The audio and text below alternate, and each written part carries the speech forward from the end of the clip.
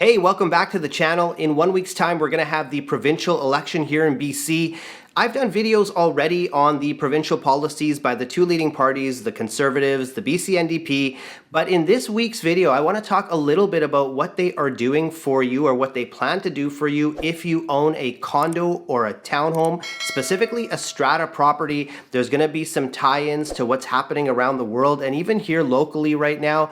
So this is going to be an all-encompassing video as you get yourself prepared to head to the polls. Real quick before we get started, if this is your first time to the channel, my name is Hassan. I'm a real estate agent in the Vancouver area, and I make educational real estate content to help you on your real estate journey. When I'm not making videos like this, I'm helping people just like you buy and sell real estate across the Lower Mainland. So if that sounds interesting to you, or you just want to chat with me about your real estate situation one-on-one, you can book me for a free call in the Calendly link below and on screen, or subscribe to this channel so you don't miss a future video. All right, so I want to hop right into this. I'm going to cover quite a few ranging topics when it comes to stratas, condos, townhomes, what the BC NDP are already doing for you, because of course they are the incumbent, they are the government right now. So they've announced a couple changes over the last year on the strata front. And then I'm also going to talk about what the BC Conservatives have planned for strata condo owners, townhome owners, if they do get elected into office. Going to touch on some things that are happening around the world as well, and how that all affects Vancouver real estate over the long haul. I'm going to start with the BC NDP and two measures that they introduced on the strata front over the last year. Number one was mandatory depreciation reports. Every 5 years for stratas with 5 units or more. Want to talk about this one specifically because there's been a lot of kind of back and forth in the market in terms of, is this a valuable thing to have? Is this overkill? To give you a bit of a background, what a depreciation report is when you hire basically engineers. They come in and they take a look at the building, they assess the full building, they're looking at every single component. So if you're looking at a high-rise tower, for instance, they're looking at the roof, they're looking at the plumbing, they're looking at the electrical, they're looking at the boiler rooms, they're looking at the windows, basically every single component. They're arriving to a shelf life for that component based on where it's at, and then a series of costs in terms of, okay, this is how you can fund your strata corporation by way of special levies in the future, strata fees, of course, a few different models in terms of, okay, using these sort of funding models to make sure you're prepared to be able to upgrade the building when that time arises. Not necessarily that you're going to be able to repair all of this stuff and replace this stuff from your contingency fund, but it's a planning tool. You got to keep in mind, strata councils, many of them are not professionals in budgeting world, right? So the whole premise behind the depreciation report is it's a planning tool for these stratas. And so the provincial government said, there's too many buildings that either don't have an updated depreciation report, because as a strata corporation, you could continue to defer these reports at the annual general meeting. So common to see one of the voting items was deferring the depreciation report, and sometimes you'd have buildings that literally had no depreciation reports in existence for 30 years and zero depreciation reports. So from a buyer perspective, that's a very tough thing to buy into. You don't really have much of an assessment outside of your inspector coming in and taking a look at everything. So BC government said this is not right. Every 5 years, and smaller stratas as well, every 5 years need to engage and get this depreciation report. Now the thing about the depreciation report, it's not cheap. We're talking about 10, 15, 20,000 and more sometimes, depending on the size of the building. And so you can maybe understand why some stratas have deferred, beyond that 5 year. For myself, I think 5 years is a little bit overkill. For me, I like to see every 7 or 8 years that there's a depreciation report, especially like on a condo tower. I do think with this depreciation report requirement on smaller stratas, like if you're in a 10-unit townhome development, I don't even necessarily think that it's necessary to have this depreciation report to spend that money every 5 years. But from the provincial government side, they're doing it as a protection tool to make sure that stratas are planning for the future. Now, as I mentioned, this is a budgeting planning tool. it's only worth as much as your strata corporation actually adopting the recommendations in there to make sure that the strata is following through. So that's the biggest thing for a buyer's agent. Two things you want to see: are there any special levies coming? Are there any additional costs beyond purchase price for my buyer that are going to come up in the foreseeable future? Number one. And number two, is the strata corporation taking this depreciation report seriously? Are they adopting one of the funding models? And which one? Usually that first funding model will be heavy on the strata fee increase, lighter on the special levies in the future that would come out of an owner's pocket. And then you'll have, that third funding model where it's basically a blend. We're going to gradually increase the fees. There will be some special levies in the future. So that's one piece right there. The other was increasing the amount of money that needed to go in the contingency reserve fund. Before it was 5% of the annual operating budget. That got bumped to 10%.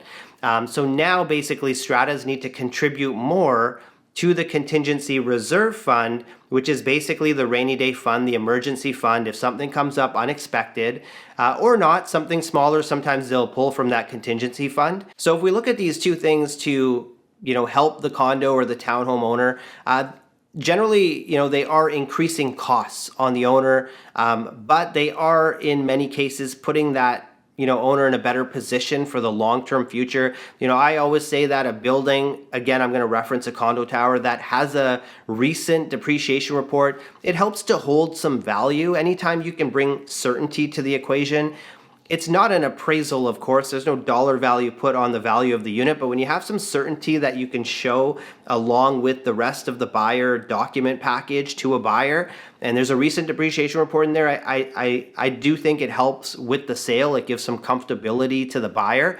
But again, it's going to come at this significant added cost.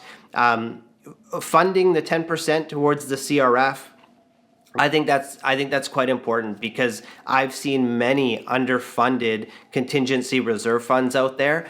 And oftentimes it's the deal breaker for the buyer. They say, look, anytime anything hits in the future, it's coming out of my pocket. And, especially if there's going to be some big ticket items coming up, that's not good for the buyer. So, on the incumbent, on the BC government side, that's what they're looking at specifically for condos, townhome stratas, again, which they've already put in place.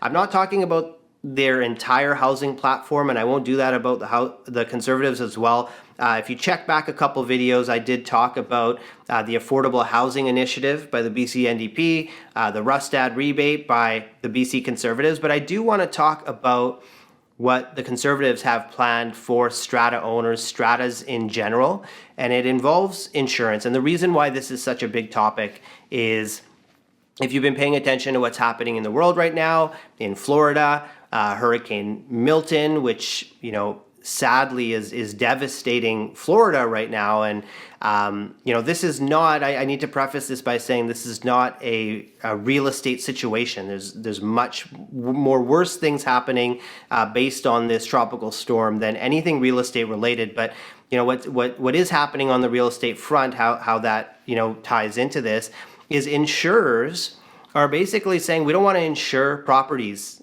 over there anymore. And it's tough to blame them, right? When you have a tropical storm or you have some sort of events happening every year, you have insurance stepping back, say, we don't want to insure properties, houses, condos, whatever it is. And so you have these insurance companies dropping off like flies, and people are unable to get insurance on their homes. Now, you might be thinking, why is this guy talking about Florida when this is a Vancouver channel talking about Vancouver real estate? We don't have these tropical storms. Well, we don't, but we do have two things here that insurance companies don't love. And the first is being surrounded by water and homes that are too close to the water, waterfront communities, etc. And, we are considered an earthquake zone. And in the last month and a bit, we've had a couple of earthquakes as well. And so the reason I want to mention this sort of insurance topic is what the BC Conservatives have planned. And unfortunately, we don't know much about their actual plan to do it. But they want to finally address this, this issue that's been going on, especially with stratas in the last 5 to 6 years, is these ballooning strata insurance costs, most of the time having to do with water Especially like I said, if you're a waterfront community, but also from in-building water penetration, these costs have just increased significantly. So what happens now, I'll give you a bit of a background, is, as the replacement costs of buildings increase, so, right now, if we're looking at a 35, 40 story tower, the replacement cost for that building is 250, 275, $300 million as a replacement cost for the building. And what happens is, for insurance companies, it's really hard for them to want to take on that level of risk. So what I've been seeing out there over the last couple of years, especially, units or buildings that are close to the water or that have any sort of water risk, a lot of insurance companies are backing off and they're saying, we just don't want to touch it anymore. We don't want to deal with that building. It doesn't make sense for our building model. So we're going to back out. And so now you have in certain areas around the Lower Mainland, 2 or 3 insurance providers that are willing to provide on certain buildings. And so ultimately what happens, obviously, is you have less people that are willing to do it. The people that are willing to do it, or the businesses that are willing to do it, they're only willing to do it at a higher cost. And when you look at a strata's budget now, the largest line item by far is that strata insurance costs. I was just looking at one the other day, annually $600,000 going towards the strata insurance, and that's separate from your own condo insurance, your own homeowner's insurance. That also increases as these deductibles increase. And so you have this extremely large line item of insurance on all of these buildings. It's not going to get any cheaper because as we start building 60, 70, 80 story towers, now that replacement cost increases. Another insurer is going to say, well, I don't want to take on the risk of insuring something that has a $400 million replacement cost. I'm going to back away. And so you can see how these costs are just going to continue to snowball. And so on the tying it back to the BC Conservatives, their plan, and I can't even call it a plan, they've just basically said that they are going to focus on it, is they're going to look at a model potentially where if they have to do it, a publicly funded insurance model. I know what they do in the States, in many of the states, is it's a bit of a joint public/private, so almost like a partnership, right? Because you have to give these insurance companies some incentive to take on the risk, and whether that's in the way of tax breaks, giving them credits, whatever it might be, something to incite them to take on this risk. And it's a topic that really, I believe that this is going to be the next property and specifically condo crisis in Vancouver. It already this is nothing new. Over the last few years, yes, insurance costs have gone up, but then they kind of stabilized a little bit. But now, we're building towers twice as tall. Our replacement costs are going to be even greater. We're building in areas at waterfront. We're no doubt after these earthquakes as well, even on the non-strata front, that earthquake premium is extremely significant to the insurance costs. I actually had a viewer from this channel reach out to me talking about his home in Richmond, his detached home, and how his insurance deductible basically doubled because he added on the earthquake insurance. And in fact, I know a lot of people that don't even take the earthquake coverage because it's just so high, which is crazy to think about. So although in this video I am talking a little bit about condos and townhome strata specifically, this is something that's going to affect all homeowners where we have these ballooning insurance costs because we have companies just opting out, saying, I don't want to take on the risk, I don't want to take on the risk. And so on the conservative side, if they need to go down the publicly funded model, they're willing to go down that road, but at the very least, like what they do in the States, some sort of partnership, something that gives incentives for these insurance companies to not charge these exorbitant rates. Because once you have only two or three companies that are doing the insurance, they can charge whatever they want. It's complete monopoly, well, oligopoly, but it's like a monopoly, right? You're going to pay whatever they put in front of you. If that water deductible gets too high, you're having to stack on policies. So, insurance, your premiums are doubling many times. And again, we're building larger, we're building in more areas, we're building closer to the water. These costs are only going to go up. So, In terms of the two parties, I want to circle this back a little bit again on the BC NDP side. Good things, I think protecting homeowners. I think in some ways that depreciation report helps protect the home's value when you sell it. Personally, myself and my clients, we've walked away from buildings that don't have a depreciation report.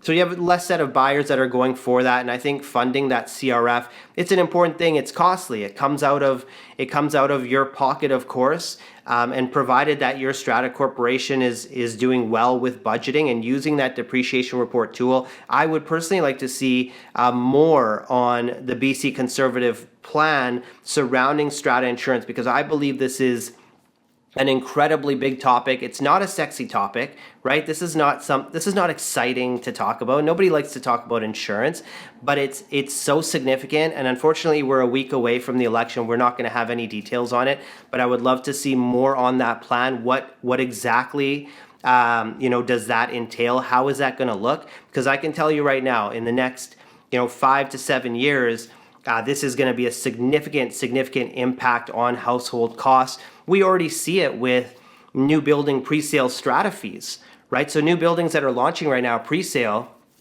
a lot of them are estimating 70 cents a square foot. 70 cents a square foot, where, in the past you'd be looking at 35 cents, 40 cents a square foot. And it's not all amenities. People think, oh, well, there's more amenities now. Pools have been around for ages. Hot tubs have been around for ages. They're not in every building. It doesn't cost exorbitantly more to build a pool today than it did 7 years ago, 8 years ago. But the line item in the budget that just continues to increase, it's always the largest line item, is that $500,000, that $600,000. I looked at one the other day, $650,000 annually for this insurance coverage. And you can understand it. You can't go to the insurance company and say you have to charge us less. Like, if I'm a private business, I'm not doing it. If the dollars and cents don't make sense, I'm not doing it. So it needs some sort of government intervention of some capacity.